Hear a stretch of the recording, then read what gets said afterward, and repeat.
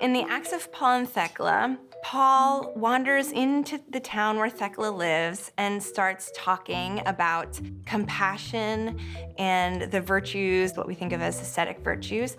And Thecla overhears him and falls in love with Paul's words. And she decides she's not going to marry this guy who she's supposed to marry.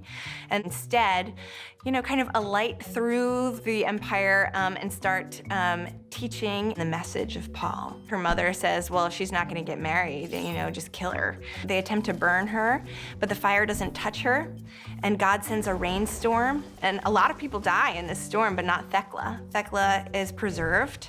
There's all sorts of crazy stuff that happens. At one point, people are disturbed by her teaching, I guess, and they send out people to violate her, and she disappears into a rock. So she's preserved from harm again and again and again. She does not die a martyr's death, even though that text is obviously playing with martyr traditions in a certain fashion. Rather, in all these moments of confrontation with authorities and moments in which she could die, she either manages to get herself out of it or something kind of miraculous happens that saves her from her own death, and she just lives a long, happy life and dies after having taught a lot.